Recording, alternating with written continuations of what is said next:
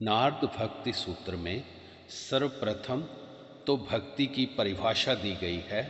सा त्वसम परम प्रेम रूपा, अर्थात वह तो इस सगुण ईश्वर में परम प्रेम रूपा है। सतु कहकर नारद जी ने गौणी भक्ति को एक प्रकार से भक्ति में से निकाल ही दिया।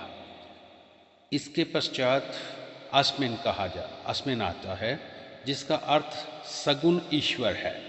हमारे शास्त्रों में निर्गुण ब्रह्म के लिए तत्शब्द प्रयुक्त हुआ है।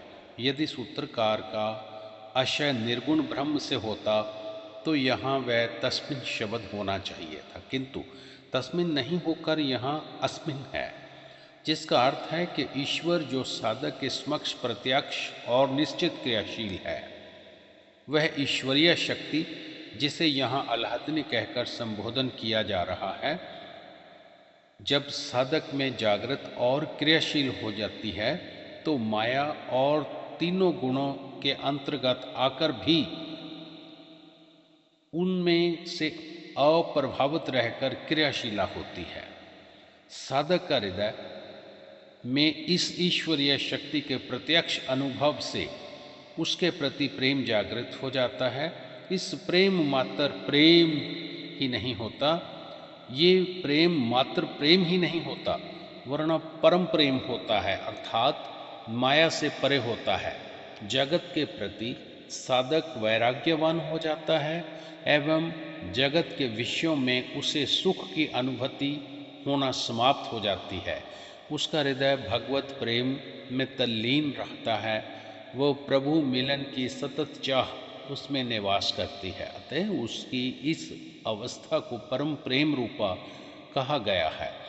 और जो अलाहदनी शक्ति भक्त के अंतर जागृत होकर क्रियाशील हो गई है, उसकी इस क्रियाशीलता को भक्ति का नाम दिया गया है। प्रयत्न पूर्वक और कृत्य अभिमान युक्त गौणी भक्ति विचारी इस तरह बहुत पीछे छूट जाती है।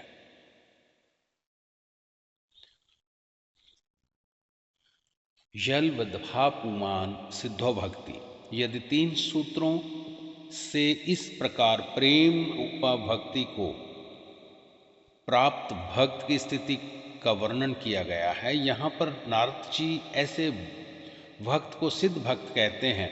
इसका अर्थ ये नहीं कि उस भक्त में अनिमा लधिमा आदि सिद्धियां प्रकट हो जाती हैं, वह वायुगमन करने लगता है या अग्नि पर बिना दग्ध हुए चलने लगता है, अथवा कि उसमें अदृश्य होने की क्षमता आ जाती है। वस्तुतः ये सब सिद्धियां ही हैं, त्याज्य हैं। सिद्ध का अर्थ स्वभावक।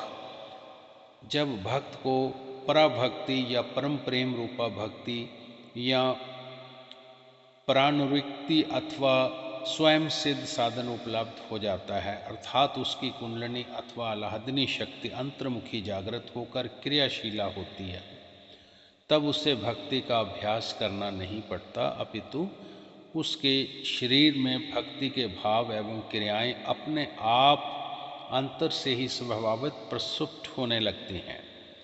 उन भावों और क्रियाओं को उसे देखते रहना भर होता है, इसलिए यहाँ पर सिद्धो भक्ति ऐसे कहा गया है। आगे चलकर सूत्र आता है, यज्ञात्वा मत्तो भक्ति स्तब्धो भक्ति आत्मरामो भक्ति। इस परम सूत्र में परम प्रेम रूपा भक्ति प्राप्त भक्त को जिस प्रकार की क्रियाएं अनुभव होती है उनका उल्लेख है।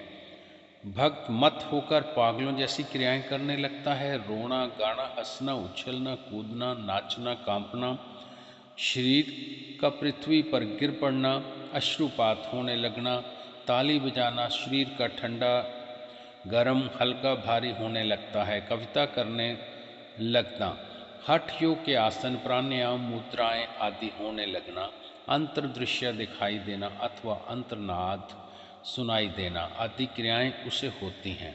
सामान्य संसारी जीव इसे पागल समझते हैं, किंतु भगत उन क्रियाओं में आनंद अनुभव करता है और कभी वही भक्ति स्तब्ध भक्ति शांत होकर बैठ जाता है। जैसे यही व्यक्ति जो अभी क्रिया के आवेश में था वह वह ना होकर कोई अन्य व्यक्ति हो। इस प्रकार शांत बैठने से उस साधक को ऐसे अपार आनंदमंद अनुभव होता है जिसकी तुलना इस जगत के विषयों के आधार पर कदापि नहीं की जा सकती। और कभी आत्मा रामो भक्ति भगत अपने चित्त के अंतर कार्यरत चैतन्य के प्रति एकाग्र हो जाता है।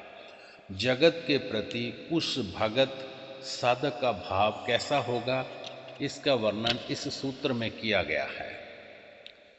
यतन प्राप्त न किंचन्यच्छादि न शौचनीति दृष्टि न रमते नोत्साही भक्ति, अर्थात तब वह भगत जगत की किसी वस्तु विशेष अथवा परिस्थिति की इच्छा नहीं करता और उसको कोई चिंता नहीं होती, और ना ही वह किसी से द्वेष करता है, ना वह विषयों में रमन करता है, और ना ही किसी प्रकार के विषयों के संचय से उसका उत्साह ही रहता है। अर्थात वह भगत जगत की ओर से पूर्ण वैराग्यवान और भगवान के प्रति पूर्ण निष्ठावान हो जाता है। यदि उसके हृदय में परम प्रेम रूपा भक्ति जागृत हो जाती है।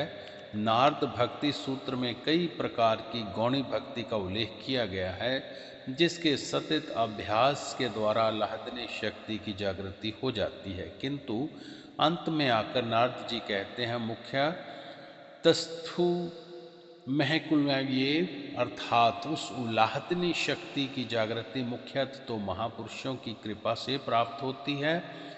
जब तक किसी सामर्थ्य गुरु का कृपा प्राप्त नहीं होती तब तक आह्लादनी शक्ति भी जागृत नहीं होती। महापुरुषों की कृपा से शक्ति जागृति का लक्ष्य प्राप्त करना ही शक्तिपात का विषय है। जय गुरु।